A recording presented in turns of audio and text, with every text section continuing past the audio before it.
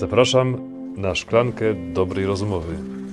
Wspólnym mianownikiem dzisiejszego pierwszego czytania Ewangelii jest postać wdowy. To nie jest bez znaczenia.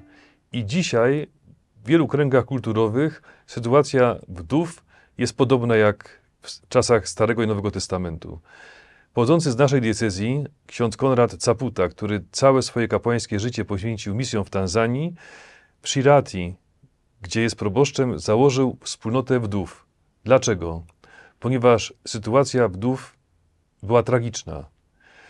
Kobieta, która była chrześcijanką, przyjęła chrzest jako wdowa, nie miała prawa realizowania Ewangelii. Dlaczego? Ponieważ miejscowe prawo było takie, że kobieta przechodzi pod opiekę brata swojego zmarłego męża i staje się którąś z jego kolejnych żon. I w związku z tym powstała wspólnota wdów, które prowadzą wspólne życie, pracują, wykonują różne robótki ręczne, to co potrafią, żeby się utrzymać, żeby przeżyć, żeby nie umrzeć z głodu. Więc widzimy, jak misjonarze przychodzą z pomocą kobietom w sytuacji wdowieństwa. To jest sytuacja wyjęta z serca Ewangelii. Panuje susza, jest straszny głód. Uboga wdowa szuka patyków, żeby rozpalić ogień i na tym ogniu upiec podpłomyk dla siebie i syna, a potem umrzeć, bo ma tylko resztkę oliwy i garstkę mąki. Przychodzi do niej posłany przez Boga prorok Eliasz i żąda, by to jemu przygotowała podpłomyk. Mówi, że tego żąda Bóg. I to może budzić w nas sprzeciw. Jak to jest możliwe, by żądać, by w takiej biedzie wdowa to jemu przygotowała posiłek. Wdowa jest posłuszna woli Pana Boga, robi to, co każe prorok i okazuje się, że korzysta z tego jedzenia prorok, ona i jej syn i od tej pory baryłka oliwy się nie wyczerpuje, a dzban mąki ciągle dostarcza nowej mąki do kolejnych podpłomyków. Moi kochani, działanie Pana Boga.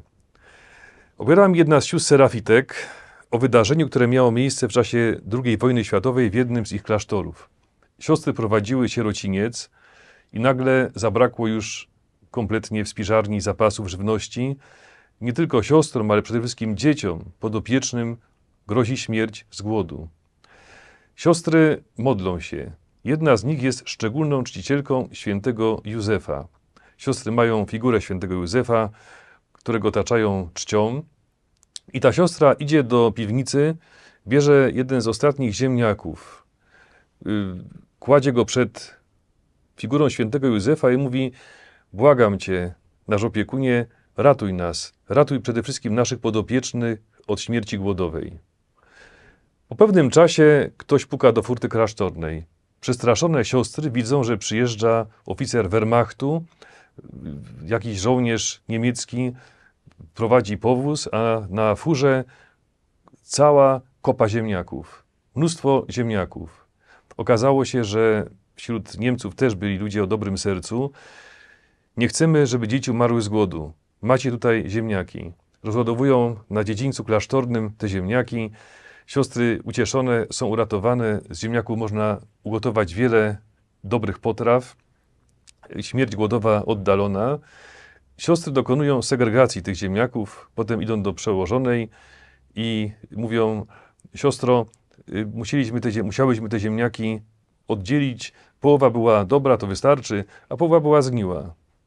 I wtedy odzywa się ta siostra, która ofiarowała ziemniak świętemu Józefowi. Ale ja byłam głupia.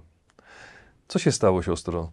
Szkoda mi było dać w takim położeniu, kiedy już nie było nic do jedzenia, dobrego ziemniaka. Wzięłam ziemniak, który był na pół zgniły. Gdybym wiedziała, że się tak skończy, ofiarowałabym całkiem zdrowy ziemniak, zdrowy kartofel. Święty Józef jest bardzo konkretny i konkretnie wysłuchuje naszych próśb. I ta historia mówi o tym, że nieraz warto Panu Bogu oddać wszystko. Po prostu to się opłaca.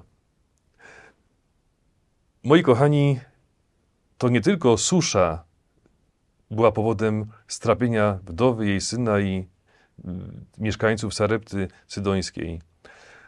Okazuje się, że rządził straszny król Achab, który miał jeszcze straszliwszą żonę Jezebel.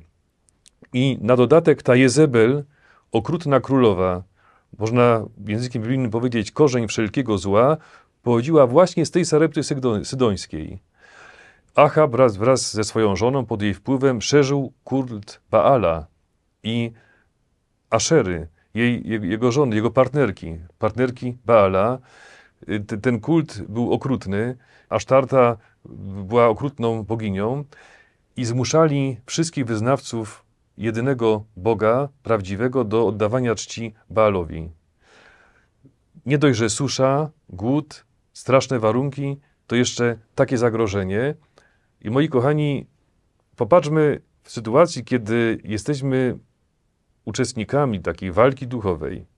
I także widzimy, że w naszym kraju ścierają się dwa światopoglądy. Jeden oparty na Ewangelii, i drugi zupełnie przeciwny. Jesteśmy w wirze, jesteśmy w centrum, wokół cyklonu.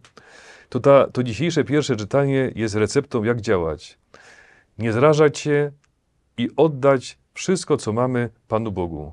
Im większe zagrożenia, tym większe musi być przeciwdziałanie z naszej strony. Tak jak to mówi święty Ignacy Loyola, agere contra, czyli działać przeciw. W naszej parafii pod wezwaniem wspomożenia wiernych w Czechowicach-Dziedzicach miała miejsce następująca historia i to całkiem niedawno. Otóż wymagał remontu kościół. Trzeba było przeprowadzić termomodernizację, nowa elewacja kościoła i były obiecane środki na ten cel. Parafia wystąpiła właśnie z takim podaniem o taki grant, o te środki. Czekała 2 lata. W tym czasie ksiądz proboszcz ograniczał wszystkie wydatki i były różne prośby o pomoc, o składki przed kościołem na różne cele. Ksiądz proboszcz ograniczał się tylko do tych, które są konieczne, gdzie już naprawdę trzeba było komuś pomóc, bo mówi, no trzeba oszczędzać, musimy mieć też swój wkład. I w pewnym momencie po 2 latach mówi, no nie wiadomo co będzie. Zadzwoniła siostra Klaryska. Siostry klauzurowe były w bardzo ciężkim położeniu, nie miały nawet środków na opał i prosiła, czy może przeprowadzić składkę przed kościołem na ten cel. I ksiądz proboszcz pomyślał, no 2 lata czekam, to z tego grantu pewnie na razie i tak nic nie będzie, niech siostra przyjedzie. Siostra przyjechała w niedzielę, w poniedziałek zadzwoniła, ile środków siostry zebrały, całkiem niezła kwota, na opał jeszcze starczyło pewnie na inne rzeczy, a we wtorek przyszła odpowiedź z przeprosinami, że parafia otrzyma środki na termomodernizację kościoła. Mój ksiądz proboszcz, to jest niesamowite. Ja to jednoznacznie oceniam. Wtedy, kiedy otworzyliśmy się na potrzeby sióstr, przyszła odpowiedź. I to taka, gdzie dzisiaj jest pięknie wyremontowany kościół, przeprowadzona termomodernizacja, nowa elewacja kościoła. Trzeba było się otworzyć. Trzeba było zdać się może właśnie na wolę Pana Boga i otworzyć serce na potrzebujących. Moi kochani, kiedy wszystko tonie, kiedy wszystko wydaje się być pod wodą, wtedy właśnie jest czas na to, by to, co mamy, tą resztkę jeszcze ofiarować Panu Bogu. I to niesamowita ta zasada życia duchowego sprawdza się w różnych sytuacjach. W czasie procesów beatyfikacyjnych czy kanonizacyjnych, wiadomo, trzeba bardzo często cudu. I wielu kandydatów na ołtarze czeka w kolejce na beatyfikację czy kanonizację, bo właśnie brakuje tego potwierdzenia poprzez cud. Żeby zweryfikować cud, angażuje się komisje medyczne, najczęściej to są komisje medyczne, bo te cuda najczęściej polegają na czyimś uzdrowieniu, ale bardzo często korzysta się z pomocy innych specjalistów. Wypowiadał właśnie członek kongregacji do spraw kanonizacyjnych, ojciec Florian Praśkiewicz, karmelita, że w jednym z takich wypadków beatyfikacji konieczna była nie komisja lekarska, ale komisja techniczna, komisja inżynierów i to od wojskowości. I to jeszcze od wojskowości związanych z marynarką wojenną, to była komisja wojskowo-techniczna. O co chodzi? 26 sierpnia 1988 roku peruwiański okręt podwodny nagle zderza się z rybacką łodzią japońską. Ta olbrzymia łódź podwodna nagle zaczyna się wypełniać wodą. Zginęło już kilku marynarzy. Roger Cotrina Alvarado, oficer, który w tym momencie zaczął dowodzić całą załogą, a zostało ich 23, nie wie co robić. I kiedy jest doprowadzony do ostateczności, już żegna się z życiem, on i jego towarzysze, i nagle widzi jakąś wielką światłość i w tej światłości zarys postaci. Rozpoznaje, że jest to siostra zakonna Maria Petkowicz. Siostra uśmiecha się i macha do niego krzyżem, który trzyma w ręku. Kim była Maria Petkowicz? Otóż urodziła się pod koniec XIX wieku. Już jako dziewczynka szukała życia zakonnego. Jako nastolatka pomagała biednym, ofiarowała się dziewczętom, które uczyła katechizmu. I kiedy wybucha grypa hiszpanka, ona w 1918 roku bohatersko opiekuje się chorymi, sama zapada na grypę i jest ocenione, świadkowie mówią, że już nie żyje. Okazało się, że jeszcze żyła, to była agonia. I w tej agonii słyszy głos Jezusa: będziesz żyła, ale chcę, żebyś mi oddała swoje życie. Maria Petkowicz właśnie była na granicy życia i śmierci. Właśnie w takiej sytuacji, gdzie już jej życie tonęło, odzyskuje zdrowie i potem zakłada Zgromadzenie Córek Miłosierdzia.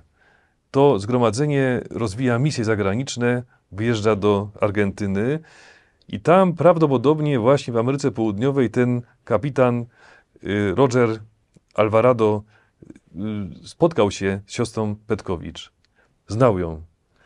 Widząc na tej łodzi podwodnej tą postać z krzyżem, zaczyna się do niej modlić. Błagam Cię, uratuj nasze życie. I teraz co stwierdza Komisja Wojskowo-Techniczna, która potem oceniała ten cud z perspektywy praw fizyki? Do batyskafu wlewa się woda. Roger Cotrina Alvarado podchodzi i nie wiedząc, że jest to rzecz niemożliwa do wykonania, unosi klapę batyskafu, górną pokrywę, ustawia odpowiednio zamki, że można było ją zamknąć i z portem ją zamyka. Żeby to zrobić, trzeba było siły 6 ton. Pokonał 6 ton oporu, zamknął właz, przekręcił tym takim kołem, który szczelnie domknął górny właz łodzi. Marynarze byli uratowani. A potem druga rzecz, że przy tak szczątkowej ilości powietrza udało się przeżyć 23 marynarzom. Oceniono to jako jasny cud.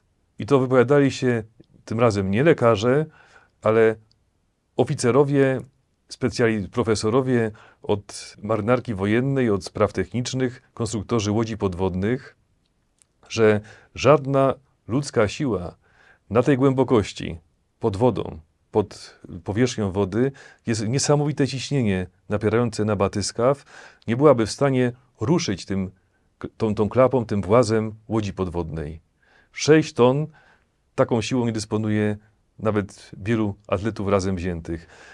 Moi kochani, kiedy wszystko tonie, kiedy jest w naszym życiu jakaś susza, kiedy trwa walka z Bogiem, nie wolno się zrażać, tylko tak jak ta wdowa z pierwszego czytania, oddać ostatni podpłomyk Panu Bogu, oddać się Mu bez reszty. A Pan Bóg nie tylko ocali nas od śmierci duchowej, bardzo często i fizycznej. Potem w dalszym ciągu tej Księgi Królewskiej czytamy, że umiera syn tej wdowy, Eliasz go wskrzesza, ale to już nie to czytanie. Pan Bóg czyni cuda. Z naszej strony trzeba zdobyć się na ten gest oddania życia w Jego ręce. Naprawdę warto. Moi kochani, niech Pan Bóg nam błogosławi w tej sytuacji, kiedy wszystko zdaje się, że podcina nam nogi. Pytanie, co będzie z lekcjami religii w szkole, wielka niepewność.